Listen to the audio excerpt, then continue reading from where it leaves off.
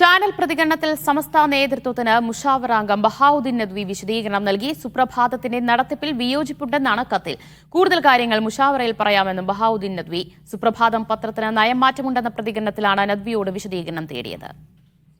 മുഹമ്മദ് അസ്ലം വിവരങ്ങൾ നൽകും. അസ്ലം, എന്ത് വിശദീകരണമാണ് ബഹാവുദ്ദീൻ നദ്വി സമസ്ത നേതൃത്വത്തിന് നൽകിയത്?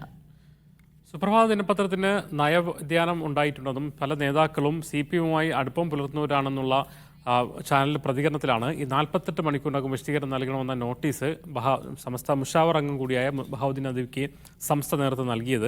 അതിന് സമയപരിധി 2 മണിക്കാണ് ഇന്ന് അവസാനിച്ചത്. അതിന് മുമ്പ് തന്നെ ഉച്ചയോടുകൂടി തന്നെ അദ്ദേഹം വിശദീകരണം രേഖാമൂലം നൽകി. അതിൽ പറഞ്ഞിരിക്കുന്ന കാര്യം, സുപ്രഭാതത്തിൻ്റെ നടത്തിപ്പ് സംബന്ധിച്ച് എനിക്ക് അഭിപ്രായ വ്യത്യാസങ്ങളുണ്ട്. അതിനെ മുന്നോട്ട് അതിൻ്റെ നയവ്യതിയാനവുമായി മുന്നോട്ട് പോകുന്നതിൽ തനിക്ക് അഭിപ്രായ വ്യത്യാസങ്ങളുണ്ട് എന്ന് അദ്ദേഹം പറയുന്നുണ്ട്. അതേസമയം അത് മറുപടിയിൽ വളരെ വിശദമായ കാര്യങ്ങൾ പറയുന്നില്ല.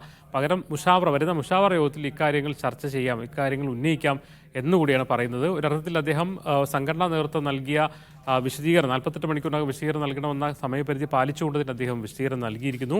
അദ്ദേഹം പറഞ്ഞ അതായത് നയവ്യത്യാസം ഉണ്ടായി എന്ന കാര്യത്തിൽ അദ്ദേഹം ഉറച്ചു നിൽക്കുന്നു. അതിൽ തനിക്ക് അഭിപ്രായമുണ്ട്, അതിൽ അഭിപ്രായ വ്യത്യാസമുണ്ട് എന്ന് തന്നെ അദ്ദേഹം പറയുന്നു.